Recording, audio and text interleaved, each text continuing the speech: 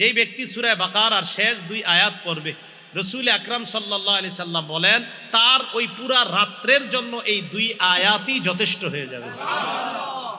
এই আমলগুলা করা, রাতে যখন আমরা বিছানায় মাথা লাগাই আমল করা। আরেকটা হলো বিছানায় মাথা যখন লাগাবেন, কাজ নাই, তখন আপনার ফেসবুকটা না চালায়া, ইউটিউব মোবাইলটা হাতে না নিয়ে 1000 সওয়াব কারা চান?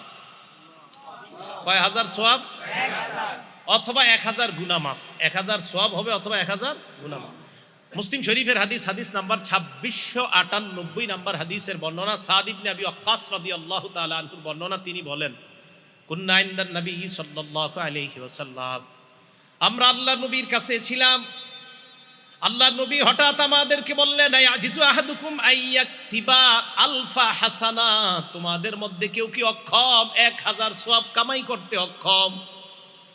ফাসালাহু সাইলুম মিন জুলাসাইহি, বৈঠকের মধ্য থেকে একজন প্রশ্ন করলেন, ইয়া রাসূলুল্লাহ, আমাদের মধ্যে 1000 সওয়াব কামাই করা এটা কিভাবে সম্ভব?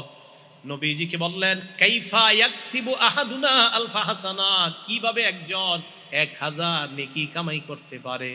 আল্লাহ নবী বললেন, শোনো তোমরা, ইউসাব্বিহু মিআতা তাসবিহা, কোন ব্যক্তি যদি 100 বার সুবহানাল্লাহ পড়ে, কয়শো বার? বলেন তো কি? সুবহানাল্লাহ। আবার বলেন সুবহানাল্লাহ। এতটুকুই বাস, আবার বলেন সুবহানাল্লাহ। আল্লাহ নবী বলেন 100 বার যদি কোনো বান্দা সুবহানাল্লাহ বলে, ইউকতাবু লাহু আলফু হাসানা, তার আমলনামায় 1000 নেকি লিখে দেওয়া হয়। সুবহানাল্লাহ। নবীজি বলে 1000 নেকি যদি তোমার আমলনামায় লেখা নাও হয়, আও ইউহাত্তু আনহু আলফু খাতিয়া, তোমার আমলনামা থেকে 1000 গুনাহ মুছে দেওয়া হয়।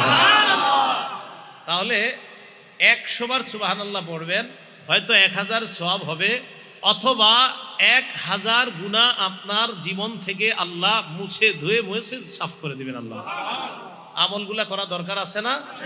আল্লাহ আমাদের সকলকে আমল করার তৌফিক দান করেন। এখন এই সুন্নতগুলা পালন করা সহজ হবে, সম্ভব হবে কখন? যদি আমরা রাসূল আকরাম সাল্লাল্লাহু আলাইহি সাল্লামকে মহব্বত করতে পারি, তাহলে এই সুন্নতগুলা পালন করা আমাদের জন্য সহজ হবে।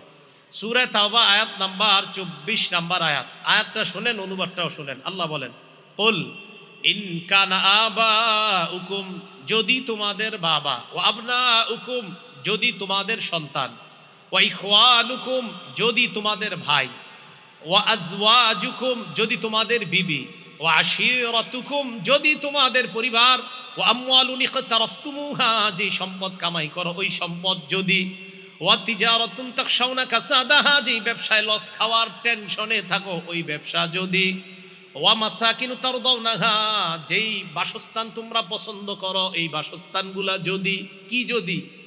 বাবা, যদি তোমাদের বাবা, যদি তোমাদের সন্তান, যদি তোমাদের ভাই, যদি তোমাদের বিবি, যদি তোমাদের পরিবার, যদি তোমাদের উপার্জিত সম্পদ, যদি তোমাদের ব্যবসা, যদি তোমাদের বাসস্থান, আহাব্বা ইলাইকুম মিনাল্লাহি ওয়া রাসূলি, আল্লাহ আর আল্লাহ রাসূলের চাইতে বেশি প্রিয় হয়, ওয়া জিহাদিন ফি সাবিলি, এবং আল্লাহর রাস্তায় জিহাদ করার চাইতে যদি তোমাদের কাছে বেশি প্রিয় হয়, ফাতারাব্বাসু হাত্তা ইয়াতি আল্লাহু বিআমরি, তাহলে অপেক্ষায় থাকো, আল্লাহ তোমাদের উপর যেই গজব নিয়ে আসবে ওই গজবের অপেক্ষা করো।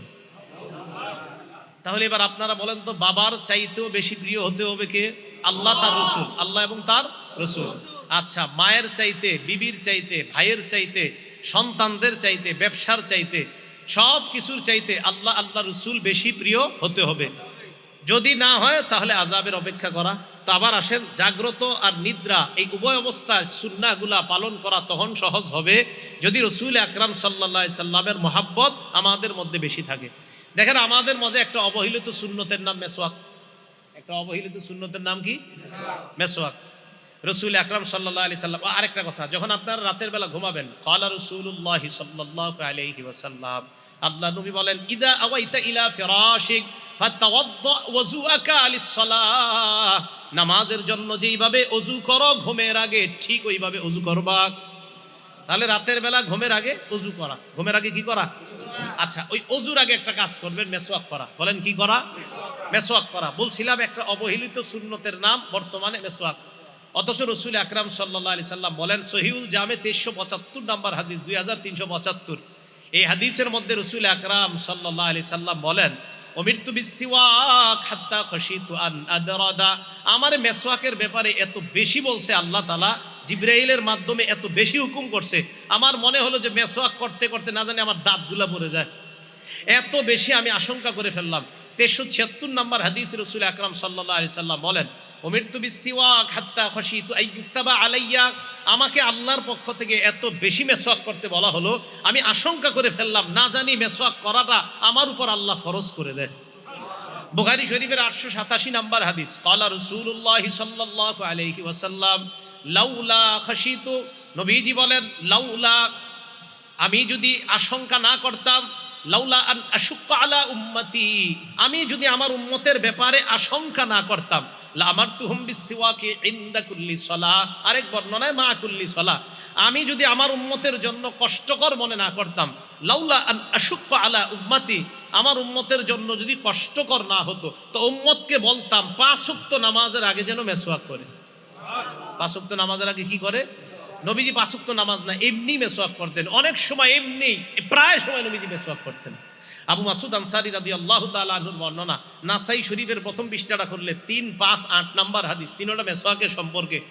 উনি বলেন, আবু মাসুদ বলেন, নবীজির কাছে দাখালতু আলা রাসূলিল্লাহ ওয়া হুয়া ইয়াস্তান্নু, নবীজির কাছে যাইতাম, যাওয়ার পরেই দেখতাম উনি মেসওয়াক করে, এমনি একটা সময় গেছি গিয়ে দিয়ে মেসওয়াক করতেছে। ওয়া তরফু সিওয়াক আলা লিসানি, দেখতাম মেসওয়াকের মাথাটা জিহ্বার মধ্যে আছে। ওয়া হুয়া ইয়াকুলু আ আ, নবীজি আ আ করতেন। আমারটা সুন্দর হয় নাই, নবীজিরটা নিশ্চিত অনেক সুন্দর ছিল এই আ আ করাটা। তো রাসূল আকরাম সাল্লাল্লাহু আলাইহি সাল্লাম প্রায় সময় মেসওয়াক করতেন। তো মেসওয়াকের ব্যাপারে বেশি বলবো না, মেসওয়াকের ব্যাপারে আমার একটা বয়ান আছে, লম্বা বয়ান আছে মেসওয়াকের ব্যাপারে।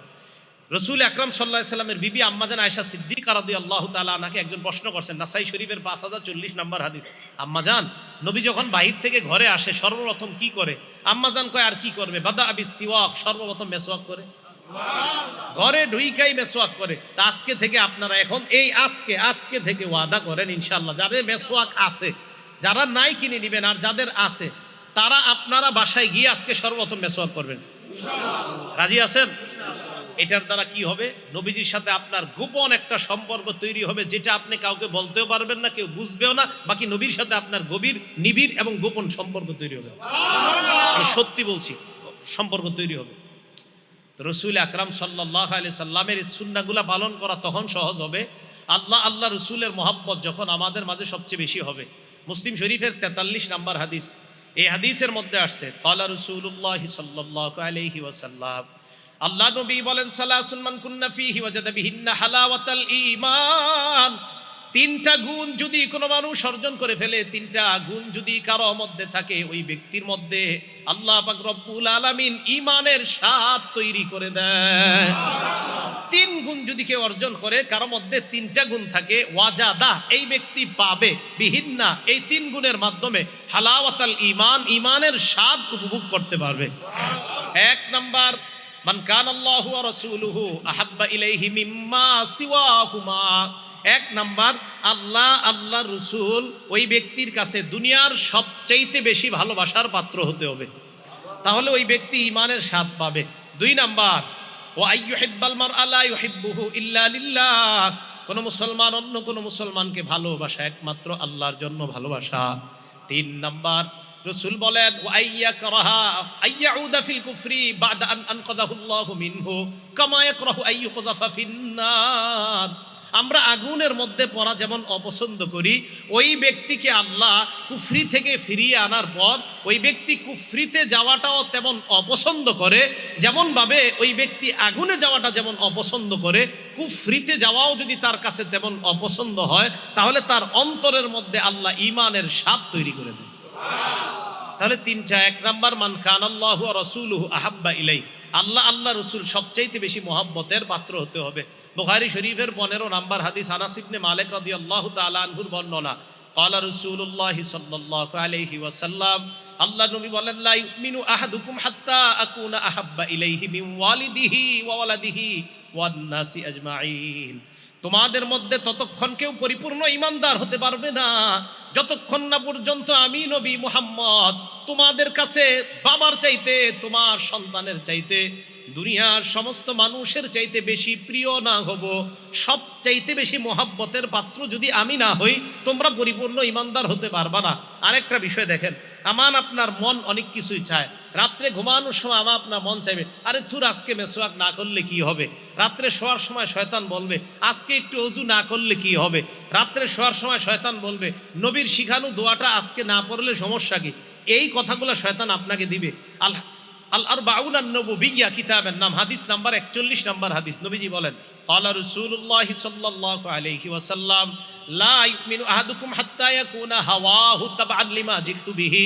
আমি নবী যা নিয়ে এসেছি, এই নিয়ে আসাটাকে যদি তোমাদের অন্তর, তোমাদের দিল, তোমাদের নফস, তোমাদের চাহিদা, তোমাদের অন্তর যদি আমি যা নিয়ে এসেছি এটাকে যদি অনুসরণ করতে না পারো, আমি বলছি এইভাবে ঘুমানো, এটা যদি তোমার দিল না চায়, আমি বলছি অজু করা, এটা যদি তোমার দিল না চায়, আমি বলছি এইভাবে মাথার নিচে হাতটা রেখে এই দোয়া পড়া, এটা যদি তোমার মন না চায়, আমি বলছি এইভাবে তুমি ডান কাত হয়ে ঘুমানো, এটা যদি তোমার দিল না চায়, লা ইউমিনু, তুমি পরিপূর্ণ ইমানদার হতে পারো নাই। রাসূল বলেন, তোমার দিল চাইবে আমার বিরুদ্ধে কাজ করা, ওই দিলের বিরোধিতা করে তুমি যখন আমি রাসূলের সুন্নাহ আদর্শকে গ্রহণ করবা, তখন পরিপূর্ণ ইমানদার হতে পারো। লা ইউমিনু আহাদুকুম হাত্তা ইয়াকুনা হাওয়াহু তাবআ। আমাদের কুপ্রবৃত্তি, আমাদের চাহিদাগুলা গুনাহ করতে চায়। নবীজি বলে, আমি যা নিয়ে আসছি এই নফসকে এটার অনুসারী বানাও। আমি যা নিয়ে আসছি নফসকে এই আমার আনিত বিধানের, আমি আল্লাহ রসুলের পক্ষ থেকে, মানে আল্লাহ আর আমার পক্ষ থেকে যে বিধান দিলাম, এই বিধানের অনুসারী তোমার নফসকে বানাও, তাহলে তুমি পরিপূর্ণ ইমানদার হবা। এবার দেখবেন, সত্যি সত্যি ঘুমানোর সময় আমরা যাতে সুন্নাহ বহির্ভূত ঘুমাই, শয়তান কতভাবে ধোঁকা দেয়। যে একদিন যদি এরকম তুই এভাবে মেসওয়াক এক উক্ত নামাজে না করলে কি হয়, পকেটে মেসওয়াক আছে আপনার, এরপরে আরে একটু না করলে কি হয়। হ্যাঁ, একটা হলো জামাত দাঁড়ায় গেছে ঠিকই আপনি, কিন্তু আপনি জামাত ইচ্ছাকৃতভাবে যদি না ধরতে পারেন তো বুঝবেন শয়তান কোনো কাজে ব্যস্ত রাখছে আপনারে, এই জন্য আসতে পারেন নাই, আর আইসা আজকে মেসওয়াকটাও করতে পারেন নাই। এগুলা শয়তানের কুপ্রবৃত্তি, আমাদের শয়তান আমাদেরকে অন্যভাবে চালাইতে চায়। তো নবীজি বলে, তোমার এই নফসকে আমার আনিত যে বিষয়গুলা, এগুলার অনুসারী যতক্ষণ না বানাতে পারবা, ততক্ষণ পরিপূর্ণ ইমানদার হতে পারবা না। আল্লাহ পরিপূর্ণ ইমানদার হওয়ার তৌফিক দান করেন। আনাস রাদিয়াল্লাহু তাআলা আনহুর আরেকটা বর্ণনা, মুসলিম শরীফের 2639 নম্বর হাদিসের বর্ণনা। আনাস ইবনে মালিক রাদিয়াল্লাহু তাআলা আনহু বলেন, বাইনা আনা ওয়া রাসূলুল্লাহ খারিজাইনি মিনাল মসজিদ, আমি এবং আল্লাহ রাসূল মসজিদে নববী থেকে বের হইতেছিলাম। লাকিনা রাজুলান ইনদা সুদ্দাতিল বাব, দরজায় এক ব্যক্তির সাথে আমার আর রাসূলের সাক্ষাৎ। ওই ব্যক্তি আল্লাহ রাসূলকে বললেন, ইয়া রাসূলুল্লাহ মাতাস সাআহ, হুজুর কিয়ামত কবে হবে? নবীজি জবাব দিলেন, মা আদাত্তালাহা, কিয়ামতের প্রস্তুতি নিছনি। ওই ব্যক্তি জবাব দিলেন, হুব্বুল্লাহ ওয়া রাসূলিহি, আল্লাহ নবীর মোহাব্বত, এটাই হলো আমার প্রস্তুতি। আমি আল্লাহকে ভালোবাসি, আল্লাহ রাসূলকে ভালোবাসি, এটা আমার প্রস্তুতি। নবীজি বললেন, ফাইন্নাকা মা মান আহবাবতা, তুমি যাকে মোহাব্বত করো কিয়ামতের ময়দানে তার সাথেই তুমি থাকবা। আনাস বলেন, ফামা ফারিহনা বাদাল ইসলাম আশাদ্দা ফারহান বাদা কওলিন নবী সাল্লাল্লাহু আলাইহি ওয়াসাল্লাম, আনতা মামান আহবাবতা। আল্লাহ নবী যখন বললেন তুমি যাকে মোহাব্বত করো কিয়ামতের ময়দানে তার সাথে থাকবা, হযরতে আনাস বলেন, নবীর এই কথা বলার পর, ইসলাম গ্রহণ করার পর এত খুশি আমরা আর কখনো হই নাই। আনাস বলেন, নবীর এই কথা এত খুশি হয়েছি কেন? আনাস বলেন, ফা আনা উহিব্বুল্লাহ, আমি আল্লাহরে ভালোবাসি, ওয়া রাসূলা, আল্লাহ রাসূলকে ভালোবাসি, ওয়া আবা বকরিন, আবু বকরকে ভালোবাসি, ওয়া উমর, উমরকে ভালোবাসি, ওয়া আরজু আন আকুনা মাহুম, আমার আশা আমি তাদের সাথে হাসরে থাকবো, তাদের সাথেই জান্নাতের আশেপাশে থাকবো। সুবহানাল্লাহ। আনাস বলেন, ওয়া ইনলাম আমাল বিআমালিহিম, কয় যদিও আমি তাদের মতো আমল করতে পারি নাই, তবে আমার আশা হাসরে আমি তাদের আশেপাশেই থাকবো। এই হাদিস দ্বারা কি বোঝা যায় বলেন তো?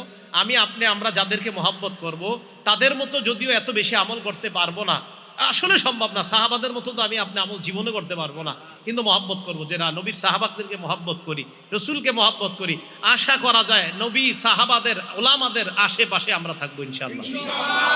এবার বিপরীত দিকে দেখেন তো, আপনি মহব্বত যদি অন্য কাউরে করেন। আরেকটা হাদিস শোনেন তাহলে, মুসলিম শরীফের 2640 নাম্বার হাদিস। আগেরটা বললাম 2639, এটা হলো 2640। এই হাদিসের বর্ণনাকারী আব্দুল্লাহ ইবনে মাসউদ রাদিয়াল্লাহু তাআলা আনহু, আব্দুল্লাহ ইবনে মাসউদ রাদিয়াল্লাহু তাআলা আনহু বলেন, যা রাজুলুন ইলা নবী সাল্লাল্লাহু আলাইহি ওয়াসাল্লাম, এক ব্যক্তি আল্লাহ নবীর কাছে আসলেন।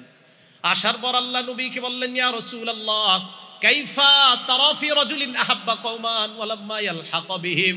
হুজুর, ওই ব্যক্তির ব্যাপারে আপনি কি বলেন যেই ব্যক্তি কোনো সম্প্রদায়কে ভালোবাসে।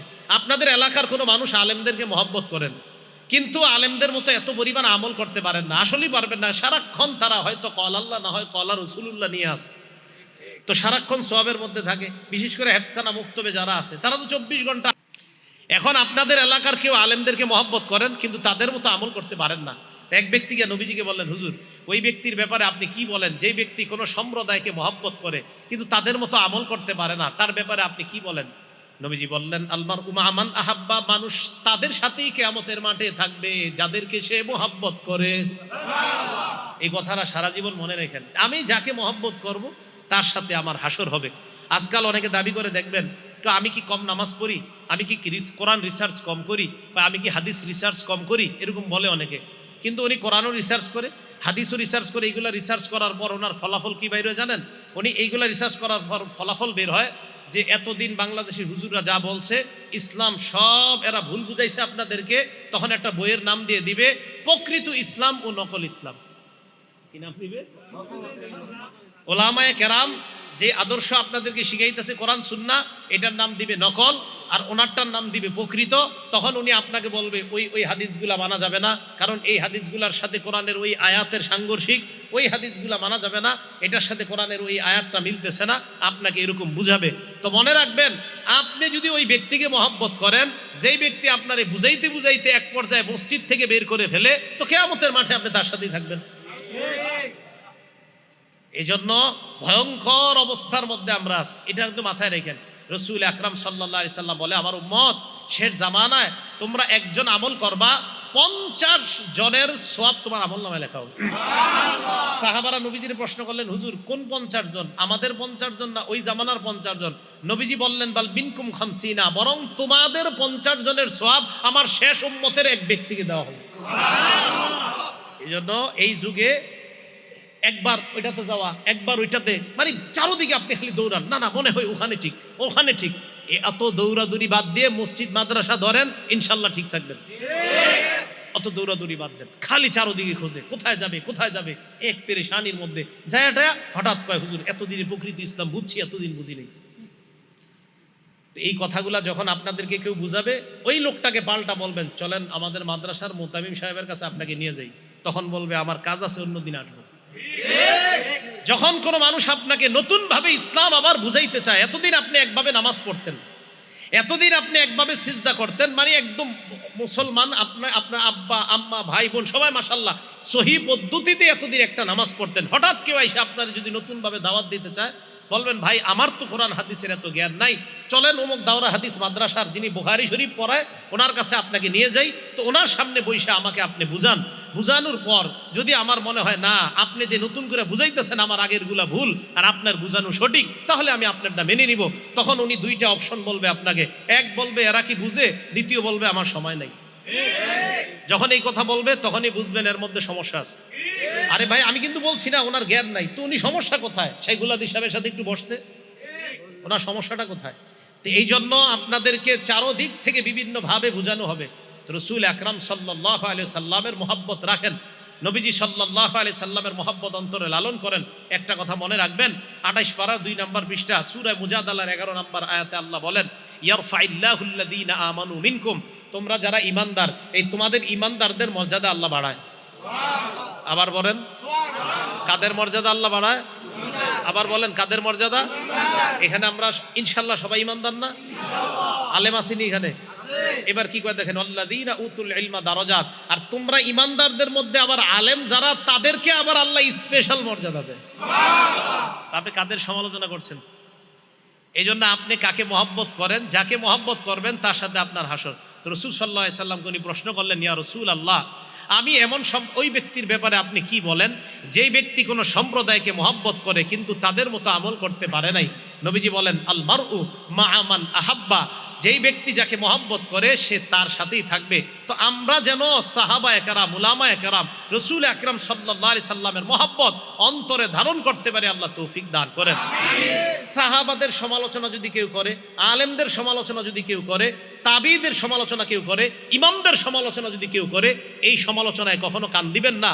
ইমাম আবু হানিফার সমালোচনা যদি কেউ করে, ইমাম বুখারীর সমালোচনা যদি কেউ করে, ইমাম শাফি রহমতুল্লাহ আলাইহির সমালোচনা যদি কেউ করে, ইমাম মুসলিম রহমতুল্লাহ আলাইহির সমালোচনা যদি কেউ করে, ইমাম মালিক রহমতুল্লাহ আলাইহির সমালোচনা যদি কেউ করে, ইমাম আবু দাউদের সমালোচনা যদি কেউ করে, ইমাম তিরমিজি, ইমাম নাসাই ওনাদের সমালোচনা যদি কেউ করে, ইমাম আহমদ ইবনে হাম্বল ওনাদের সমালোচনা যদি কেউ করে আপনার মুখের সামনে, তখন আপনি বলবেন, ভাই আমি তো জানি ওনারা শ্রদ্ধেয় ইমাম, ওনাদের ব্যাপারে কোনো কথা থাকলে আমাকে না বইলা পাশে একটা মাদ্রাসা আছে দাওরায়ে হাদিস, এখানে চলেন, এই মাদ্রাসায় আলেমদের সাথে একটু কথা বলেন, বলার পর ওনাদের সামনে বইলেন যে এই ইমাম এই ছিল, তখন আমি কথাগুলো শুনবো।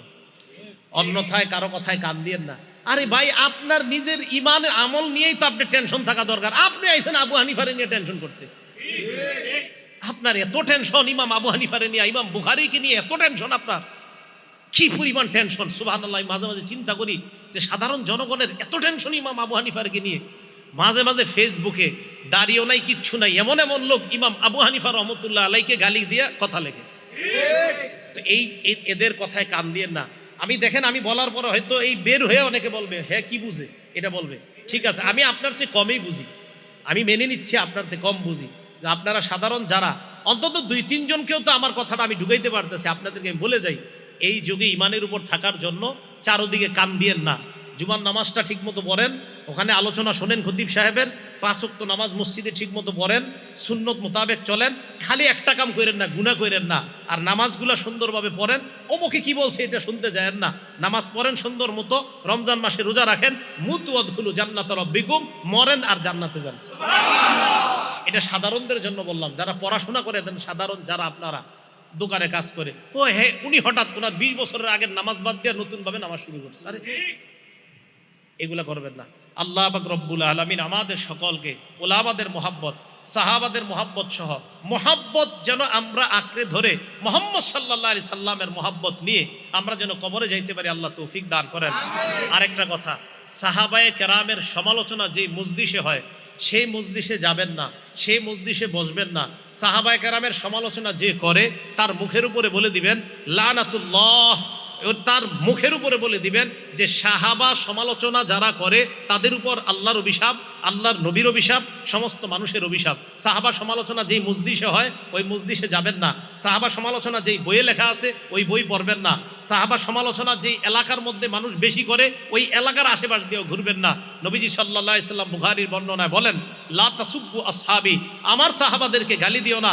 মনে রাখবা, তাদের কেউ, তোমাদের কেউ উহুদ পাহাড় পরিমাণ দান করা, তোমাদের কেউ উহুদ পাহাড় পরিমাণ যদি দান করো, এই দান করাটা আমার সাহাবার 1 হাত পরিমাণ অথবা 2 হাত পরিমাণ যে দান, ওই দানের কাছেও বুঝতে পারবা না। এই জন্য তাদেরকে গালি দেওয়া যাবে না। তাহলে আমি মোহাব্বতের ধারাটা বুঝাইতে চাইতেছি, ওলামায়ে কেরাম তাদেরকেও মহব্বত করব, আল্লাহওয়ালা পীর মাশায়েখদেরকে মহব্বত করব, ইমামদেরকে মহব্বত করব, তাবিদেরকে মহব্বত করব, তবে তাবিনদেরকে মহব্বত করব, সাহাবাদেরকে মহব্বত করব, সমস্ত নবীদেরকে মহব্বত করব, আল্লাহকে মহব্বত করব। এই মহব্বত অন্তরে ঢুকিয়ে বাতিল থেকে বেঁচে থেকে, বেদাত থেকে বেঁচে থেকে, হকের উপর অটল থেকে যেন আমরা দুনিয়া থেকে বিদায় নিতে পারি, আল্লাহ তৌফিক দান করেন।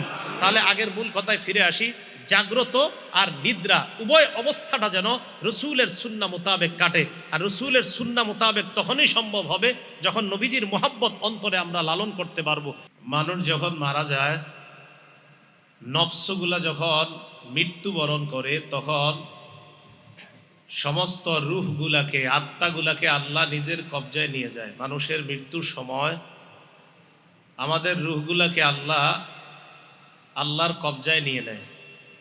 ওয়াল্লাতী লাম তামুত ফী মানামিহা, আবার যারা মারা যায় নাই ঘুমের মধ্যে, নিদ্রাকালে, তাদের আত্মাগুলাও আল্লাহ নিজের কবজায় নিয়ে নেয়।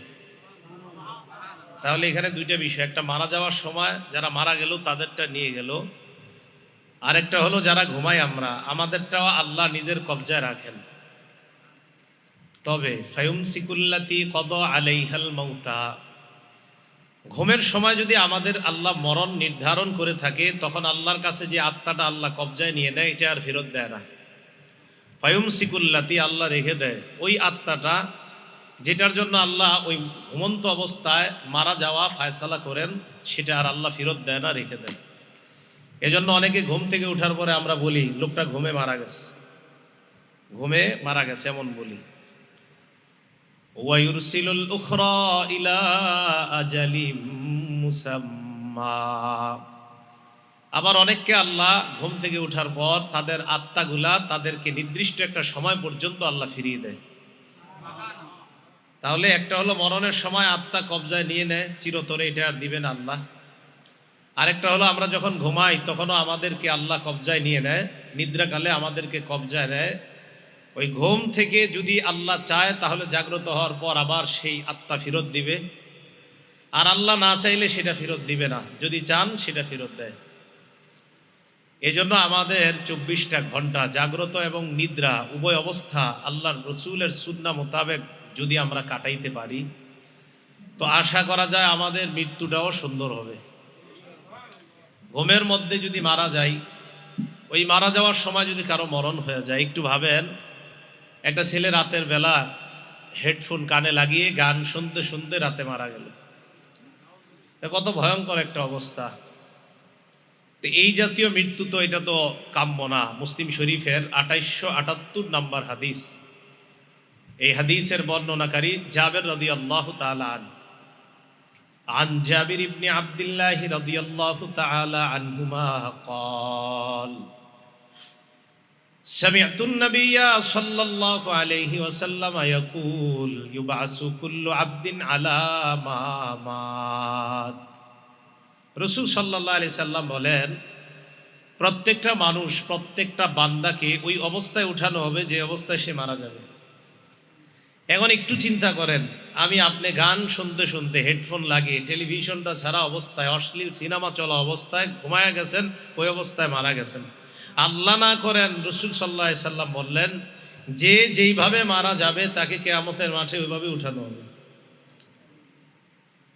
তো এই জন্য ঘুমের মধ্যে যদি আত্মা আল্লাহ একবারে নিয়ে নেয়, যে আমাদেরকে মৃত্যুর ফয়সালা করে নেয়, তাহলে আমার আপনার ঘুমটা যদি খারাপ অবস্থা হয়, দোয়া ছাড়া হয়, সুন্নাহ মোতাবেক না হয়, তাহলে আবার আপনার হাসরের ময়দানটা ওরকম হবে।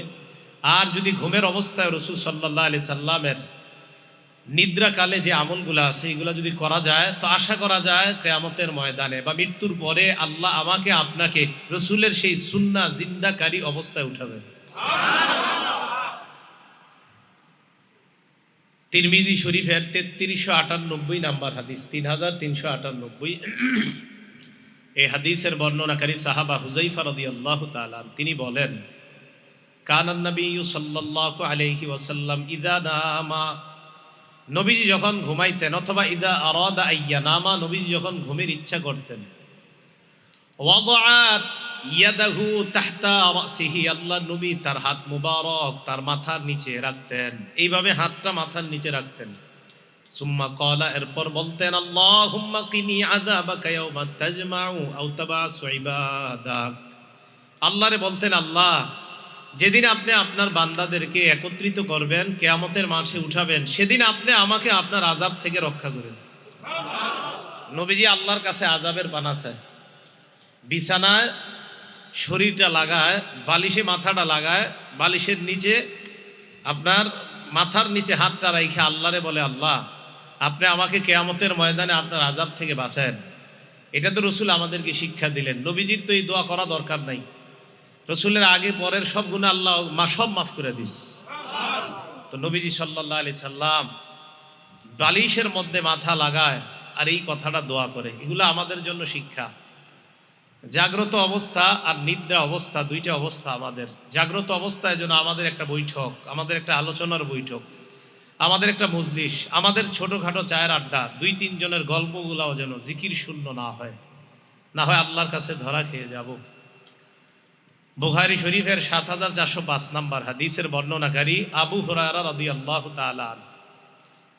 আবু হুরায়রা রাদিয়াল্লাহু তাআলা আনহু বলেন, ক্বালা রাসূলুল্লাহ সাল্লাল্লাহু আলাইহি ওয়াসাল্লাম, নবীজি বলেন, ইয়াকুলুল্লাহু আযজা ওয়া জাল, আল্লাহ পাক রব্বুল আলামিন হাদিসে কুদসির মধ্যে বলেন, আনা ইনদা যন্নি আবদি বি, আমার বান্দা আমার প্রতি যেমন ধারণা করে আমি বান্দার প্রতি তেমন আচরণ করি। ওয়া আনা মাহু ইদা যাকারানি, আমার বান্দা যখন আমাকে স্মরণ করে আমি আল্লাহ তখন তার সাথেই থাকি। সর্ব অবস্থায় আল্লাহকে স্মরণ করা। ইদা যাকারানি ফি নাফসিহি, বান্দা যদি আমাকে মনে মনে স্মরণ করে, যাকারতুহু ফি নাফসি, আল্লাহ বলেন আমি আল্লাহ বান্দাকে মনে মনে স্মরণ করি। ওয়া ইন যাকারানি ফি মালাইন, বান্দা যদি আমাকে কোনো বৈঠকে, কোনো সমাবেশে, কোনো মজলিসের মধ্যে স্মরণ করে, যাকারতুহু ফি মালাইন খায়রিম মিনহুম, আমি আল্লাহ ওই বান্দাকে তার চাইতে উত্তম সমাবেশের মধ্যে আল্লাহ তাকে স্মরণ করি। এবার আল্লাহ বলেন, ইন আতানি ইয়ামশি, আমার বান্দা যদি আমার দিকে হেঁটে আসে, আতাইতুহু হারওয়ালা, আমি আল্লাহ তার দিকে দৌড়ে উপস্থিত হয়ে যাই। এটা একটা বর্ণনা। আরেকটা সুন্দরভাবে আসছে, আল্লাহ বলেন আমার বান্দা যদি আমার দিকে ইনতাকাররাবা ইলাইয়া বিশিবিরিন, এক বিগত পরিমাণ অগ্রসর হয়, তাকাররাবতু ইলাইহি জিরাআ, আমি আল্লাহ তার দিকে এক হাত পরিমাণ অগ্রসর হয়ে যাই। ওয়া ইন তাকাররাবা ইলাইয়া জিরাআ, আমার বান্দা যদি আমার দিকে এক হাত পরিমাণ অগ্রসর হয়, তাকাররাবতু ইলাইহি বাআ, আমি আল্লাহ তার দিকে এক বাহু পরিমাণ উপস্থিত হয়ে যাই। এই জন্য সর্ব অবস্থায় আল্লাহকে স্মরণ করা, যেইভাবে স্মরণ করবেন এইভাবে আল্লাহ থাকবে। বুখারী শরীফের ৬৪০৭ নম্বর হাদিসের বর্ণনা, আন আবি মুসা আল আশআরী রাদিয়াল্লাহু তাআলা আনহু قال قال رسول الله صلى الله عليه وسلم مثل الذي يذكر ربه والذي لا يذكر ربه مثل الحي والميت। আল্লাহ নবী বলেন, যেই ব্যক্তি আল্লাহকে স্মরণ করে আরেকজন আল্লাহকে স্মরণ করে না, তাদের দুইজনের দৃষ্টান্ত হলো জীবিত আর মরা মানুষের মতো। যারা আল্লাহকে স্মরণ করে তাদের দৃষ্টান্ত জীবিত ব্যক্তির মতো, আর যারা আল্লাহকে স্মরণ করে না তাদের দৃষ্টান্ত মরা মানুষের মতো। সপ্তাহ যায়, মাস যায়, এমনও মানুষ আছে মাসের পর মাস নামাজ পড়ে না। অনেকে তো জুমার নামাজ পড়ে, অনেকে জুমার নামাজও পড়ে না। এমনও মানুষ আছে সমাজের মধ্যে পাবেন যে আল্লাহকে এত পরিমাণে ভুলে যায়, স্মরণ করারও সময় পায় না।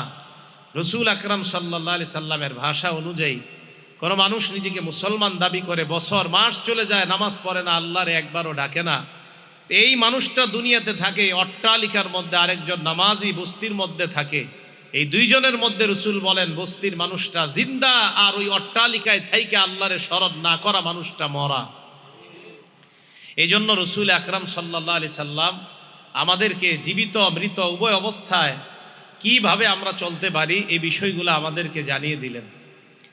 রসুল আকরাম সাল্লাল্লাহু আলাইহি সাল্লামের সাহাবা আবু সাঈদ খুদরি রাদিয়াল্লাহু তাআলা আনহুর বর্ণনা, মুসনাদে আহমদ একটা কিতাব, এই কিতাবের ১১৭৩১ নাম্বার হাদিস। এই হাদিসের মধ্যে আসছে, আন আবি সাঈদিনিল খুদরি রাদিয়াল্লাহু তাআলা আনহু قال قال رسول الله صلى الله عليه وسلم استكثروا من الباقيات الصالحات। নবীজি বলেন তোমরা বেশি বেশি এমন কাজ করো যেই কাজগুলো অবশিষ্ট থাকবে। যেই কাজ দুনিয়ার মধ্যে অবশিষ্ট থাকবে মানে এর উদ্দেশ্য হলো যেই কাজটা তুমি করার পরেও ওই কাজের সওয়াব তোমার জারি থাকবে, সব ধ্বংস হয়ে যাবে, এই কর্মটা ধ্বংস হবে না, এমন কাজ তোমরা বেশি বেশি করো। সাহাবারা প্রশ্ন করলেন, মাহিয়া ইয়া রাসূলুল্লাহ, এমন কাজ কি আমাদেরকে আপনি জানায় দেন। আল্লাহ নবী বললেন এই কাজ, এই হাদিসের মধ্যে নবী 5টা কাজের কথা বললেন। 1 নাম্বার আত-তাকবীর, আল্লাহু আকবার বেশি বলা। 2 নাম্বার আত-তাহলিল, লা ইলাহা ইল্লাল্লাহ বেশি বলা। 3 নাম্বার আত-তাহমিদ, আলহামদুলিল্লাহ বেশি বলা। 4 নাম্বার আত-তাসবিহ, সুবহানাল্লাহ বলা। 5 নাম্বার লা হাওলা ওয়ালা কুওয়াতা ইল্লা বিল্লাহ বলা। এক হাদিসের মধ্যে আল্লাহ নবী বলেন, লা হাওলা ওয়ালা কুওয়াতা ইল্লা বিল্লাহ কানজুম মিন কুনুজিল জান্নাহ। লা হাওলা ওয়ালা কুওয়াতা ইল্লা বিল্লাহ। অভাবগ্রস্ত ব্যক্তিরা যদি বেশি পাঠ করে তাহলে তাদের অভাব অনটন দূর হয়ে যাবে, কারণ সে জান্নাতের ধনভাণ্ডার অর্জন করবে। এই জন্য আমাদের সময়গুলা এগুলা যেন অনর্থক না কাটে, জিকির শূন্য না থাকে। ক্বালা রাসূলুল্লাহি সাল্লাল্লাহু আলাইহি ওয়াসাল্লাম, আল্লাহ নবী বলেন, নি'মাতানে মাগবুনুন ফীহিমা কাসীরুম মিনান নাস। মানুষ দুইটা নিয়ামতের ব্যাপারে বড়ই উদাসীন। এক নাম্বার সিহা, সুস্থতা। দুই নাম্বার আল ফারাগ, অবসরতা।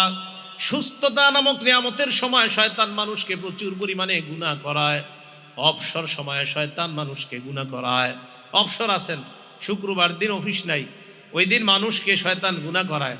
বাসে বসা, ঢাকা যাইতে দীর্ঘ সময়ের প্রয়োজন, এখন জ্যামের মধ্যে বসা, কি করবেন? শয়তান তখন আপনাকে গুনাহের মধ্যে লিপ্ত করাইতে চায়।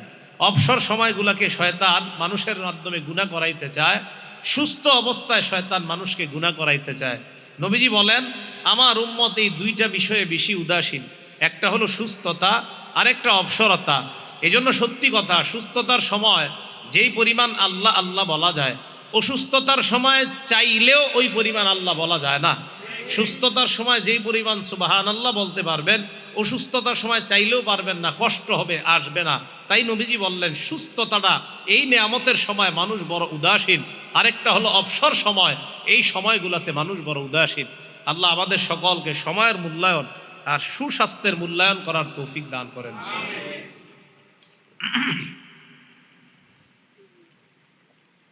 মুসলিম শরীফের 2137 নম্বর হাদিসের বর্ণনা। ক্বালা রাসূলুল্লাহি সাল্লাল্লাহু আলাইহি ওয়াসাল্লাম, সামুরা ইবনে জুনদুব রাদিয়াল্লাহু তাআলা আনহুকে আল্লাহ নবী বললেন, আহাব্বুল কালামি ইলাল্লাহি আরবা। আল্লাহর কাছে চারটা কথা সবচাইতে বেশি প্রিয়।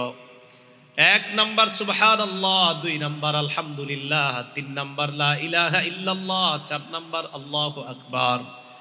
নবীজি বলেন, লা তুসাম্মিয়ান্না গুলামাকা রাবাহান ওয়ালা নাজিহা। আরেক বর্ণনায়, লা তুসাম্মিয়ান্নাকা গুলামান রাবাহান। নবীজি বলেন, তার সাহাবা হযরত সামুরা ইবনে জুনদুব রাদিয়াল্লাহু তাআলা আনহুকে আল্লাহর নবী বলেন, সামুরা, দুনিয়ার মধ্যে চারটা কথা সবচাইতে আল্লাহর কাছে বেশি প্রিয়। এক নাম্বার সুবহানাল্লাহ, দুই নাম্বার আলহামদুলিল্লাহ, তিন নাম্বার লা ইলাহা ইল্লাল্লাহ, চার নাম্বার আল্লাহু আকবার। এরপর নবী বলেন, সামুরা, তুমি তোমার ছেলের নাম কখনো রবাহ রাখবা না। কি রাখবা না? রবাহ মানে হলো লাভবান হওয়া। তোমার সন্তানের নাম তুমি রবাহ রাখবা না, রবাহ। এটা নবীজি বললেন, তুমি তোমার সন্তানের নাম রবাহ রাখবা না। আর ওয়ালা নাজিহান, তোমার সন্তানের নাম তুমি নাজিহ রাখবা না। নাজিহ মানে হলো সফল কাম, এটা রাখবা না। ওয়ালা আফলাহা, তোমার সন্তানের নাম তুমি আফলাহ রাখবা না। আফলাহ মানে অধিক সফল কাম। আফলাহ মানে কি? অধিক সফল কাম। এইগুলা তুমি তোমার সন্তানের নাম কখনো রাখবা না। রাসূল আকরাম সাল্লাল্লাহু আলাইহি সাল্লাম কেন? ফাইন্নাকা তাকুলু সাম্মা হুয়া, কারণ অনেক সময় তোমরা বলবা রবাহ কোথায়, আইসা বলবা এই জায়গায় কি রবাহ আছে? রবাহ আসলে তার ছেলের নাম। তো বলতে পারো তোমরা ওহু আল্লাহ ইয়াকুনু, তখন ওই ব্যক্তি বলবে লা, এখানে রবাহ নাই, এখানে লাভ নাই, আসলে এখানে তোমার ছেলে নাই। এই জাতীয় নাম রাখলে অনেক সময় মানুষ বলবে একটা, অন্য মানুষের মধ্যে ভুল ধারণা সৃষ্টি হতে পারে। তা এই নামগুলা রাখবা না। তো বললেন রবাহ রাখবা না, আফলাহ রাখবা না, নাজিহ রাখবা না। কেউ এসে আমাকে আপনাকে বললো আরবদের মধ্যে হালিদ নাজিহ হা হুনা, এখানে কি নাজি আছে? তো আমি বললাম লাইসা নাজিহ হা হুনা, এখানে নাজিহ নাই, মানে এখানে সফল কাম নাই। আসলে সফল কাম নাই এর উদ্দেশ্য না, উদ্দেশ্য হলো নাজিহ নামে ছেলেটা এখানে নাই। নবীজি বলেন, তুমি বলবা ছেলের কথা, অন্য মানুষ ধারণা করবে এই জায়গায় মনে সফলতা নাই। তো এই জন্য বললেন ছেলের নাম রবাহ রাখবা না, নাজিহ রাখবা না, আফলাহ রাখবা না। যাই হোক, এই হাদিসের মধ্যে রাসূল সাল্লাল্লাহু আলাইহি সাল্লাম প্রথমে বললেন আল্লাহর কাছে প্রিয় কালাম হলো চারটা, সুবহানাল্লাহ, আলহামদুলিল্লাহ, লা ইলাহা ইল্লাল্লাহ, আল্লাহু আকবার। জাগ্রত অবস্থায় আমাদের সময়গুলো যেন নষ্ট না হয়, আল্লাহ সময়গুলোকে মূল্যায়ন করার তৌফিক দান করেন। তিরমিজি শরীফের 3380 নম্বর হাদিসের বর্ণনা, আবু হুরায়রা রাদিয়াল্লাহু তাআলা আনহুর বর্ণনা। আন আবি হুরায়রা রাদিয়াল্লাহু তাআলা আনহু قال قال رسول الله صلى الله عليه وسلم, আবু হুরায়রা রাদিয়াল্লাহু তাআলা আনহুর বর্ণনা, আল্লাহ নবী বলেন, মা জালাসা কওমুন মাজলিসান, কোন সম্প্রদায় যখন কোন মজলিসের মধ্যে বসার পর লাম ইয়াজকুরুল্লাহ ফি, ওই মজলিসের মধ্যে যদি আল্লাহর নাম না নেওয়া হয়, ওয়ালাম ইউসাল্লু আলা নাবিয়িহিম, নবীর উপর যদি দুরূদ পড়া না হয়, ইল্লা কানা আলাইহিম তিরাতুন, কোন মজলিসের মধ্যে তোমরা বসার পর ওই মজলিসের মধ্যে যদি আল্লাহর নাম না নেওয়া হয়, নবীর নাম না নেওয়া হয়, মানে নবীর উপর দুরূদ পড়া না হয়, নবীজি বলেন ওই মজলিসের উপর আল্লাহর পক্ষ থেকে গজব হবে, নাউজুবিল্লাহ। তিরাতুন শব্দের অর্থ আফসোসের কারণ, হতাশার কারণ। নবীজি বলেন ফা ইনশাআ গফারা ওয়া ইনশাআ আযাবা, আল্লাহ চাইলে ওই মজলিসের মানুষগুলাকে মাফ করতে পারেন, আল্লাহ চাইলে ওই মজলিসের মানুষগুলাকে শাস্তি দিতে পারেন। রাসূল আকরাম সাল্লাল্লাহু আলাইহি সাল্লাম বলেন, কোন সম্প্রদায় এক মজলিসে বসার পর সেখানে যদি আল্লাহর নাম না নেয়, রাসূল সাল্লাল্লাহু আলাইহি সাল্লামের উপর যদি দুরূদ না পড়ে, ইল্লা কানা আলাইহিম তিরাতুন, তাহলে তাদের জন্য আফসোসের কারণ হবে, হতাশার কারণ হবে, গজবের কারণ হবে। এজন্য আমাদের কোনো বৈঠক, কোনো মজলিস যেন আল্লাহর জিকির শূন্য না থাকে। এজন্য একটু চিন্তা করেন, যেই মজলিসের মধ্যে 3 ঘন্টা গানের কনসার্ট হয়, শুরু থেকে শেষ পর্যন্ত ওই মজলিসের মানুষগুলার কি অবস্থা। রাসূল সাল্লাল্লাহু আলাইহি সাল্লাম বলেন, যেই মজলিসে আল্লাহর নাম না নেওয়া হয়, রাসূল সাল্লাল্লাহু আলাইহি সাল্লামের উপর দুরূদ পড়া না হয়, ওই মজলিসের জন্য আফসোসের কারণ তথা আল্লাহর পক্ষ থেকে গজবের কারণ ওই মজলিস। এই জন্য রাসূল আকরাম সাল্লাল্লাহু আলাইহি সাল্লাম জাগ্রত অবস্থায় আমাদের একটা বৈঠকও যেন জিকির শূন্য না হয়।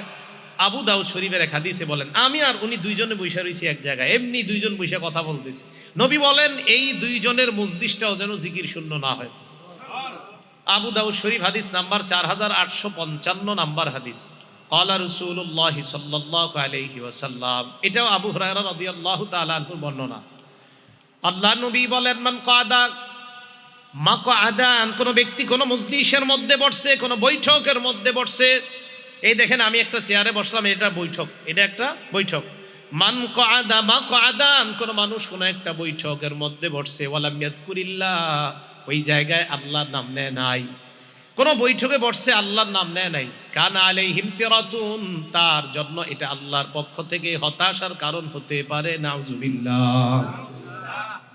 এটা তার জন্য আল্লাহর পক্ষ থেকে হতাশার কারণ হতে পারে। এই হাদিসটা আবু দাউদ শরীফের 4856 নাম্বার হাদিসের বর্ণনা। তো নবীজি সাল্লাল্লাহু আলাইহি সাল্লাম বলেন, ওয়ামানিত তাজা মাতজাআন, কোন ব্যক্তি যদি রাতের বেলা বিছানায় মাথা লাগায়, ওয়ালাম ইয়াজকুরুল্লাহ, আল্লাহর নাম না নেয়, কোন ব্যক্তি মাথা লাগায় কিন্তু আল্লাহর নাম নেয় না, রাসূল সাল্লাল্লাহু আলাইহি সাল্লাম বলেন, কানা আলাইহি তিরাতুম মিনাল্লাহ, এই ব্যক্তির জন্য আল্লাহর পক্ষ থেকে এই ঘুমটা হতাশার কারণ হতে পারে। মাথা লাগাইছে বালিশের মধ্যে, আল্লাহর নাম নেয় নাই।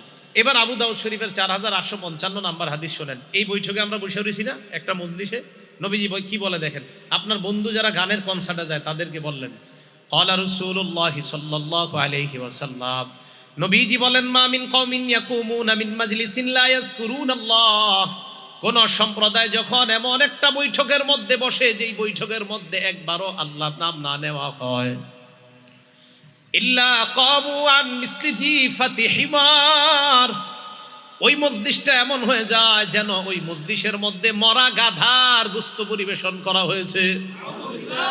একটা মজলিস, গানের মজলিস, এখান থেকে উঠলো, সেখানে কোনো জিকির হয় না। নবীজি বলেন, কেমন যেন মরা গাধার ভোজন সভা করা হয়েছে, আর ওই ভোজন সভা থেকে মানুষগুলো উঠছে। যেই মজলিসে আল্লাহর নাম না নেওয়া হয়, আল্লাহ আমাদের সকলকে, আমাদের প্রত্যেকটা বৈঠক, আমাদের প্রত্যেকটা মজলিস যেন জিকির শূন্য না থাকে, জাগ্রত অবস্থায় প্রত্যেকটা মুহূর্ত যেন আল্লাহ স্মরণে কাটাইতে পারে, আল্লাহ তৌফিক দান করেন। এবার দেখেন রাসূল সাল্লাল্লাহু আলাইহি সাল্লাম আবু দাউদ শরীফের 4856 নাম্বার হাদিসে বলছিলেন, যেই ব্যক্তি বিছানায় মাথা লাগায়, বালিশে মাথা লাগায়, মানিত তাজা মাতজাআন, বিছানায় মাথা লাগায় ঘুমানোর জন্য আল্লাহর নাম না নেয়, তার জন্য এটা আফসোসের কারণ হতে পারে। এই জন্য আমাদের ঘুমানোটা, নিদ্রা অবস্থাটা যেন সুন্নাহ মোতাবেক হয়। সহিহ বুখারী হাদিস নাম্বার 6320 নাম্বার হাদিসের বর্ণনা। এই হাদিসের মধ্যে আছে, এটা আবু হুরায়রা রাদিয়াল্লাহু তাআলা আনহুর বর্ণনা। ক্বালা রাসূলুল্লাহ সাল্লাল্লাহু আলাইহি ওয়াসাল্লাম, আল্লাহ নবী বলেন, ইদা আওয়া আহাদুকুম ইলা ফিরাশিহি, তোমাদের কেউ যখন বিছানার মধ্যে যায়, এবার দেখেন যাওয়ার পর আমার দিকে তাকান, নবীজি বলেন ফালয়ানফুদ ফিরাশাহু বিদাখিলাতি ইজারিহি, সে যেন লুঙ্গির নিচে দিয়ে বিছানাটা এইভাবে ঝাড়ে। আর আপনারা তো ঝাড়ু দিয়া ঝাড়েন, বাকি নবীর সুন্নত যেহেতু বলছে আর কি, যে লুঙ্গির নিচ দিয়া এভাবে যেন বিছানাটা ঝাড়ে, একবার অন্তত এমন করেন। কয় কেন করব? নবীজি করতে বলছে তাই করব। হ্যাঁ, এইভাবে বিদাখিলাতি ইজারিহি। অন্য বর্ণনায় আসছে সালাসামার রদ, 3 বার লুঙ্গির নিচ দিয়ে বিছানা এমন করবে। নবীজি আমাদের প্রতি কত মায়া, আমাদেরকে বলেন ফাইন্নাহু লা ইয়াদরি মা খালফাহু আলাইহি, কারণ তার জানা নাই, তার অজান্তে এই বিছানার মধ্যে কোনো বিচ্ছু আছে কিনা এটা তার জানা নাই। তাই নবীজি বললেন যখন বিছানায় যাইবা লুঙ্গির নিচ দিয়ে, তখন তুমি বিছানাটাকে, এই হাদিসে আসছে কোনো বার আসে নাই, বিছানাকে তুমি ঝাড়বা। অন্য বর্ণনায় আসছে সালাসামার রদ, 3 বার ঝাড়বা।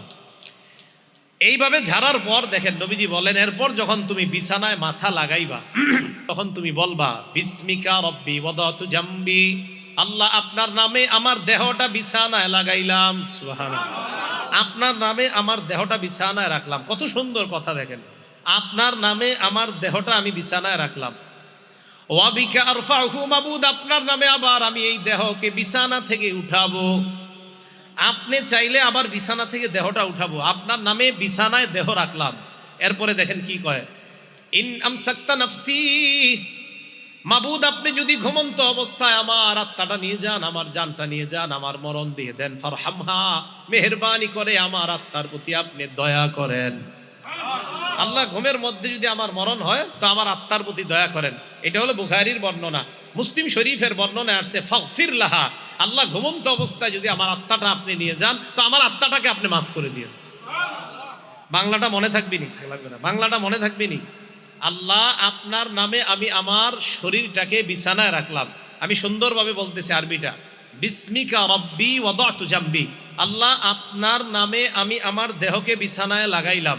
ওয়াবিকা আরফাউহু, আপনার নামে আবার দেহকে বিছানা থেকে উঠাবো। ইন আমসাকতা নাফসি ফারহামহা, আল্লাহ আপনি যদি এই ঘুমন্ত অবস্থায় আমার জানটা নিয়ে যান তাহলে এটার প্রতি আপনি দয়া করেন। আর মুসলিম শরীফে আসছে ফাগফির লাহা, আল্লাহ আপনি এই আত্মাটাকে মাফ করে দিন। বাংলা কইতে পারবেন না এগুলা? বাংলায় বলবেন যদি আরবিটা না পারেন। এরপরে দেখেন কি কয়, ওয়াইন আরসালতাহা মাবুদ আপনি যদি আমার আত্মাটা আবার ফিরায়া দেন, ফাহফাজহা বিমা তাহফাজু বিহি ইবাদাকাস সালিহিন, তাহলে আমার আত্মাটাকে আপনি হেফাজত কইরেন যেইভাবে আপনার নেককার বান্দাদেরকে আপনি হেফাজত করেন। তার মানে আপনি ঘুমের মধ্যে যাইলেন ঘুমন্ত অবস্থায়, ঘুমের আগে আপনি আল্লাহর কাছে বললেন আল্লাহ আপনার নামে আমি আমার দেহটা বিছানায় রাখলাম, আপনার নামে আবার আমি দেহটা উঠাবো। মাবুদ আপনি যদি আমার আত্মাটা নিয়ে যান, আত্মার প্রতি আপনি দয়া করেন। আর যদি আমার আত্মাটা আবার ফেরত দেন, আপনার নেককার বান্দাদেরকে যেইভাবে আপনি পরিচালনা করেন আমাকেও ওইভাবে আপনি পরিচালনা করবেন। তাদেরকে যেইভাবে হেফাজত করেন আমার আত্মাটা এইভাবে হেফাজত করেন। এবার আসেন আগের কথা, মুসলিম শরীফেরও একটা হাদিস 2878 নম্বর হাদিস শোনাইলাম, যে হাদিসে নবী বলছেন ইউবাসু কুল্লু আবদিন আলা মামাত, প্রত্যেক বান্দাকে ওই অবস্থায় উঠানো হবে যে অবস্থায় সে মারা যাবে। আপনি এই দোয়াগুলা কইরা বিছানায় মাথা রাইখা নবীর সুন্নাহ মোতাবেক ঘুমাইলেন, ইনশাআল্লাহ কিয়ামতের ময়দানে যদি আপনি অবস্থায় মারা যান তো আল্লাহ আপনাকে কিয়ামতের মাঠে রাসূলের সুন্নাহ জিন্দা করা অবস্থায় উঠাবে। সুবহানাল্লাহ। বিপরীতে যদি হেডফোন লাগায় গান শুনতে শুনতে ঘুমান, আল্লাহ আমাদেরকে হেফাজত করেন, আল্লাহ আমাদেরকে হেফাজত করেন। মুসলিম শরীফের 2714 নম্বর হাদিসের বর্ণনা, এই হাদিসের মধ্যে আসছে ক্বালা রাসূলুল্লাহ সাল্লাল্লাহু আলাইহি ওয়াসাল্লাম, আল্লাহ নবী বলেন যখন তোমরা বিছানায় যাওয়ার পর ফাল্লিসাম্মিল্লাহ, আল্লাহর নাম নিবা। তাহলে বিসমিল্লাহ বলে গেলেন, যাওয়ার পর ওয়াইযা আরাদা আইয়াত্তাজিআ, যদি তুমি ঘুমাইতে চাও ফাল্লাত্তাজি আলা শিক্কিহিল আইমান, তাহলে তুমি ডান কাত হয়ে তুমি শুইবা। শুইতে চাইলে ডান কাত হয়ে শুইবা। এবার আপনি ডান কাত হলেন, এটা একটা। আরেকটা হলো মাথার নিচে হাত রেখে আপনি আল্লাহরে বলবেন আল্লাহ আপনি কিয়ামতের ময়দানে আমাকে আপনার আযাব থেকে রক্ষা করেন। আল্লাহ যেদিন মানুষকে উঠাবেন সেদিন আপনি আপনার আযাব থেকে আমাকে রক্ষা করেন, এটা একটা। আর আয়াতুল কুরসিটা যদি আপনি পড়তে পারেন তো সারা রাত সমস্ত বিপদ আপদ থেকে আল্লাহ আপনাকে হেফাজত করবেন। সারা রাত আল্লাহ আপনাকে হেফাজত করবে। আর আমার আগের আলোচক বলছেন সূরা ইখলাস, ফালাক, নাস এগুলা পড়তে। তো এগুলোর তো আলাদা আলাদা বৈশিষ্ট্য আছে। রসুল আকরাম সাল্লাল্লাহু আলাইহি সাল্লাম এক হাদিসের মধ্যে বলেন, সহিহ বুখারীর 515 নম্বর হাদিস, এই হাদিসের মধ্যে আসছে ক্বালা রাসূলুল্লাহি সাল্লাল্লাহু আলাইহি ওয়াসাল্লাম আয়াজিজু আহাদুকুম আইয়াকরা সুলুসাল কুরআন, তোমাদের কেউ কি কোরআনের 3 ভাগের 1 ভাগ পড়তে অক্ষম? ফি লাইলা, এক রাতে তোমাদের কেউ কি কোরআনের 3 ভাগের 1 ভাগ পড়তে অক্ষম? এই কথা বলার পর ফাশাক্কা যালিকা আলাইহিম, সাহাবাদের কাছে ব্যাপারটা কষ্টকর মনে হয়। এমনি 10 পারা কোরআন পড়তে পারে অনেক সাহাবারা, কিন্তু সবাই তো পারে না। সাহাবাদের মধ্যে কয়েকজন বললেন, আইয়ুনা ইউতিকু যালিকা ইয়া রাসূলুল্লাহ, আমাদের মধ্যে কে পারবে এমন কোরআনের 3 ভাগের 1 ভাগ এক রাখতে পড়তে হুজুর, এমন কে আছে? আল্লাহ নবী বললেন, আল্লাহুল আহাদুস সামাদুস সুলুসুল কুরআন, কুল হুয়াল্লাহ সূরাটা কোরআনের 3 ভাগের 1 ভাগ, একবার পড়বা 10 পারা কোরআনের সওয়াব পেয়ে যাইবা। তাই বিছানায় মাথা লাগা সূরা ইখলাস একবার পড়বেন 10 পারা, 2 বার পড়বেন 20 পারা, 3 বার পড়বেন তো আল্লাহ পাক 30 পারা কোরআনের সওয়াব দিয়ে দিবেন। মুসলিম শরীফের হাদিস, হাদিস নাম্বার 811 নাম্বার হাদিস। এই হাদিসের মধ্যে আসছে ক্বালা রাসূলুল্লাহ সাল্লাল্লাহু আলাইহি ওয়াসাল্লাম ইন্নাল্লাহা জাজ্জাআল কুরআনা সালাসাতা আজজা, নিশ্চয়ই আল্লাহ কোরআনকে 3 ভাগে ভাগ করেছেন। বলেন কোরআনকে কয় ভাগে ভাগ করেছেন?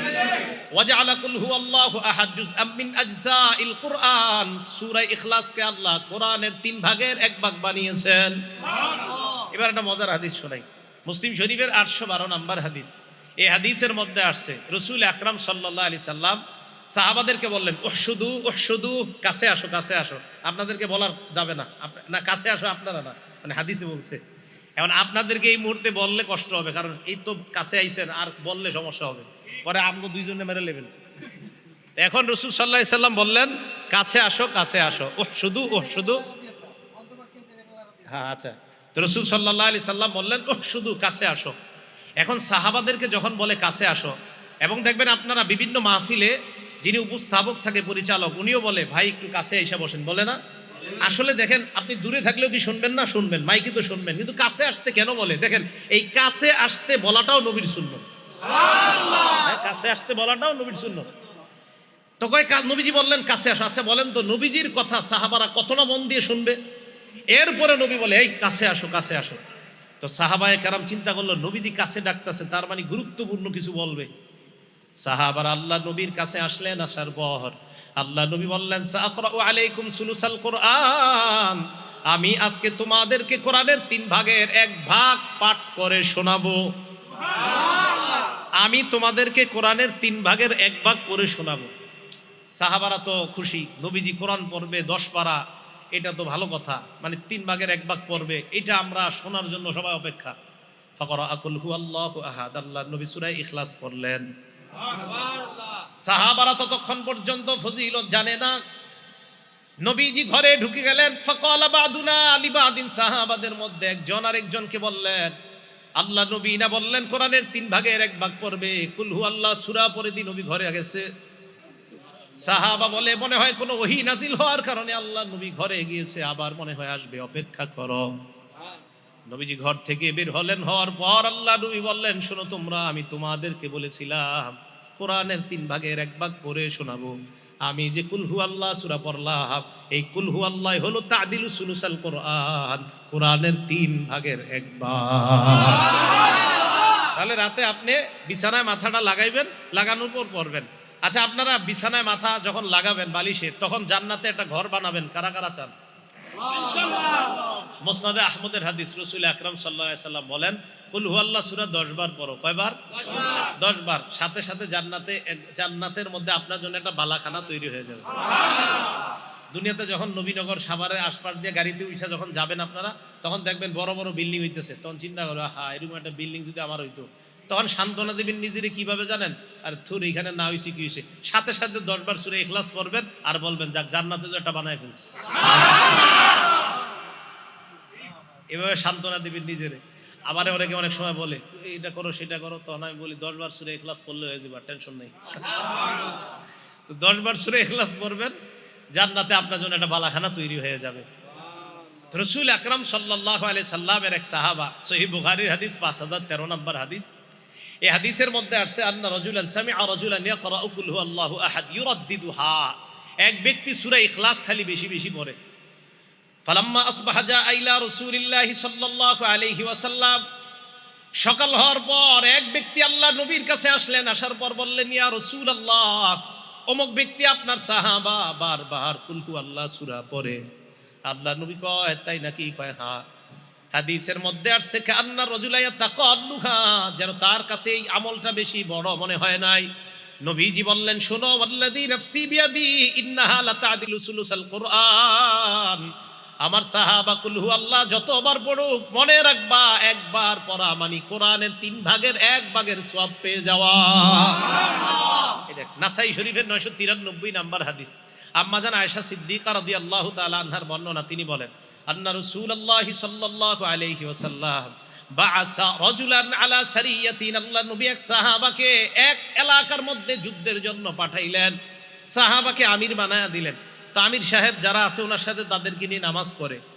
তো উনি যখন নামাজ পড়ে, ফাকরা আলি আসহাবিহি ফি সালাতিহিম, নামাজের মধ্যে উনি কেরাত পড়ে। যখনই উনি নামাজ শেষ করে দ্বিতীয় রাকাতে অথবা ওনার কেরাত উনি সমাপ্ত করে বিকুল হুয়াল্লাহু আহাদ, ফায়াখতিমু বিকুল হুয়াল্লাহু আহাদ, উনি প্রায় সময় খালি কুল হুয়াল্লাহু আহাদ করে নামাজ শেষ করে। মনে করেন প্রথম রাকাতে একটা বললাম, দ্বিতীয় রাকাতে কুল হুয়াল্লাহ, অথবা প্রথম রাকাতে আপনার 2 সূরা একসাথে পড়ে ফেললো, প্রথমে তাব্বাত ইয়াদা পরে কুল হুয়াল্লাহ, মানে এত বেশি কুল হুয়াল্লাহ নামাজে পড়ে। ফালাম্মা রাজাউ, সবাই যখন ফিরে আসছে নবীজির কাছে, আসার পর যাকারু লাহু, নবীজির কাছে এই কথাটা বলছি, ইয়া রাসূলুল্লাহ, উনি খালি কুল হুয়াল্লাহ সূরা পড়ে নামাজ পড়ায়। নবীজি বললেন, তাই নাকি? ফাসালুহু লিআইয়ি শাইইন ফাআলা যালিকা, এটা নাসাইর বর্ণনা। নবীজি বললেন, তাকে কি জিজ্ঞাসা করো উনি এটা কেন করছে সাহাবা। আর বুখারীর বর্ণনা লিআইয়ি শাইইন ইয়াসনাউ যালিকা, ওনাকে গিয়ে জিজ্ঞাসা করো, আমার সাহাবাকে জিজ্ঞাসা করো এই কাজ কেন করে। সাহাবারা তার কাছে গেলেন, যাওয়ার পর সালুহু, প্রশ্ন করলেন, তুমি এটা কেন করো? উনি জবাব দিলেন, লিআন্নাহা সিফাতুর রহমান, কুল হুয়াল্লাহ সূরার মধ্যে আমার রবের গুণাবলী আছে, তাই আমি পছন্দ করি এটা খুব বেশি। সুবহানাল্লাহ। আমার রবের গুণাবলী আছে, আমার রব এক, আমার রব বিয়ে করে নাই, আমার রবের বিবি নাই, আমার রবের ছেলে নাই, আমার রবের মেয়ে নাই, তিনি সন্তান জন্ম দেন না, তিনি সন্তান জন্ম নেন না, তার থেকে সন্তান জন্ম নেয় না, তিনি সন্তান জন্ম দেন না, তার সমকক্ষ কেউ নাই। তো আমার রবের এই গুণাবলীটা বলতে আমার খুব ভালো লাগে। সুবহানাল্লাহ। সাহাবারা নবীজির কাছে গেছে। নবীজি বললেন, কি জিজ্ঞাসা করছো? হ্যাঁ হুজুর, এটাতে নাকি রহমানের সিফাত আছে। তাই উনি বলে, আখবিরুহু আন্নাল্লাহা ইউহিব্বুহু, তাকে জানায়া দাও সে যেমন সূরা ইখলাসকে খুব ভালোবাসে, মহব্বত করে, আল্লাহও তাকে ভালোবাসে। সুবহানাল্লাহ। তো রাতে বালিশে মাথা যখন লাগাইবেন, আল্লাহর ভালোবাসা অর্জন করারও একটা উপায় কুল হুয়াল্লাহ সূরা পড়ে। সূরা বাকারার শেষ 2 আয়াত, আমানার রাসূলু বিমা উনজিলা ইলাইহি মির রাব্বিহি থেকে শেষ পর্যন্ত কোরআন দেখে দেখেই পড়েন আপনি। হাদিসের মধ্যে রাসূল বলেন, কাফাতা